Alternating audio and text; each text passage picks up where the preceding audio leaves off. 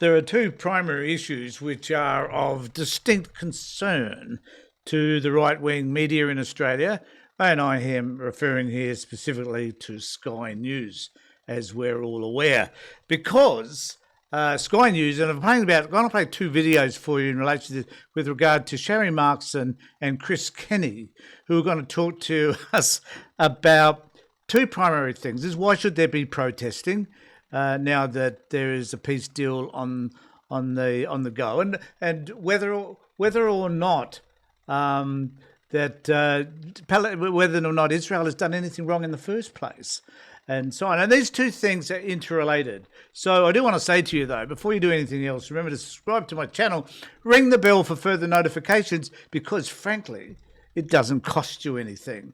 So I really do appreciate that. Now, the first clip I'm going to play is Sherry Markson, who definitely is siding, of course, with and celebrating in great detail the peace deal that the Trump administration, Netanyahu, are endeavouring to implement. Now, there's some things I need to say about that to start with. Number one is the release of the hostages hasn't happened yet.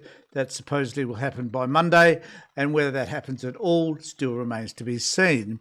Where Israel decide to withdraw their forces to also remains a considerable issue that no one seems to know the answer to. How this will eventually occur in relation to the interim arrangements regarding the control of Gaza still remain to be seen. There's so many unknowns with regard to this proposal, one has to wonder whether it will take shape at all. So here's Sherry inspiring us with her degree of intellect, know-how, and just general, I don't know, just a general sense as to what actually is happening. The best we've had in a long time. 3 Supreme Court judges banned a pro-Palestinian rally from taking place at the Upper House this Sunday. They said given the extreme safety risks as outlined by New South Wales Police, it could not proceed at the Upper House, which only holds 6,000 people on the forecourt. Now, I do need to say that I don't disagree with Sherry on this count, because there is an issue in terms of the crushing that may occur because people are located in a very small area. And if they have to get out in a hurry, well, it is going to prove to be very difficult and quite dangerous. So Sherry sort of has preempted all of that, I guess, because that is the reason why it was taken to court in the first place. And the court has agreed with Sherry, for which she must feel rather delighted. The judges ruled that the risk to public safety associated with this public assembly is so significant that it would be irresponsible to allow the public assembly to proceed. And New South Wales Premier Chris Minns welcomed the decision. He also rejected a request to light up the Upper House sails in the Palestinian flag. I think it's the right decision. I'm glad that common sense has prevailed here. We expect all applicants to abide by the court's decision. I think reasonable people in Sydney would expect the police to uphold this judgment on the weekend. I know that there's been many Palestinian Action Group protests over the last 2 years, something approaching 100 during that period of time. Sensible commentary, as usual, from the Premier. I think that's a classic. I think that's the first time Sherry's ever said that Minns has said anything that she suggests has value. So it goes to see, times will change. Maybe Sherry will as well. Who knows? But she goes on further to say. Now, this has been treated as some grave injustice by the Palestine Action Group, which was carrying on about a genocide outside court and the right to free speech. But this is utter nonsense for 2 reasons. Well, firstly, they can still protest. And again, with Sherry, hate to say this, I actually agree with her on this point. The second one, maybe not. There's no free speech issue. They can protest in Hyde Park, in Bankstown, as they did on Tuesday night on the anniversary of October 7, just not at the Opera House. And secondly, what are they actually protesting? Now, this is where I feel that we must take a divergent view around what Sherry's talking about, because the reason why we must protest is because of the genocide. 60,000 people plus have died, many of them women and children. And that this protest has got nothing to do with the peace deal.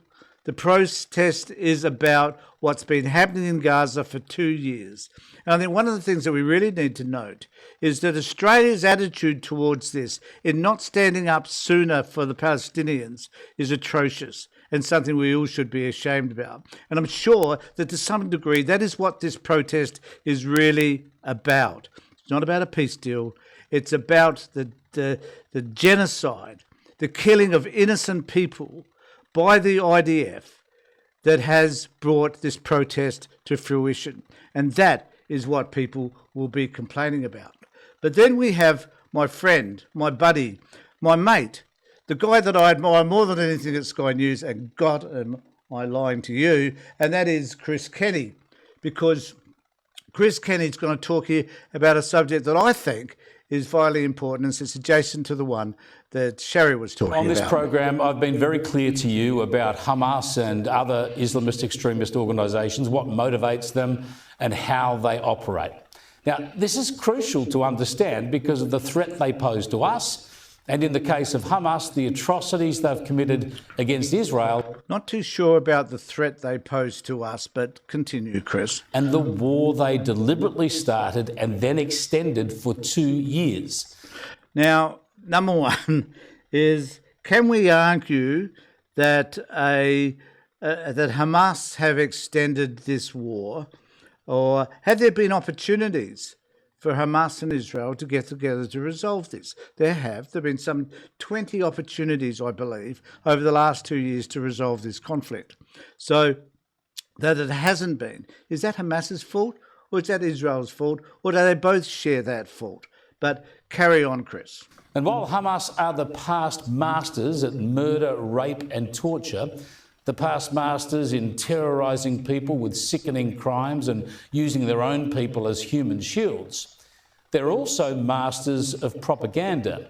And they've used every bit of trauma and every drop of blood over many years to feed lies to the Western media about Israel and its tactics and its soldiers. Now, I'm not going to object to the notion that Hamas are a horrible organisation and that they're a terrorist group. I won't dispute any of that. But what I continue to notice from Sky News and from the right wing is that they fail to recognise the propaganda spread by the IDF and Israel. Now, that propaganda has been swallowed by Sky News.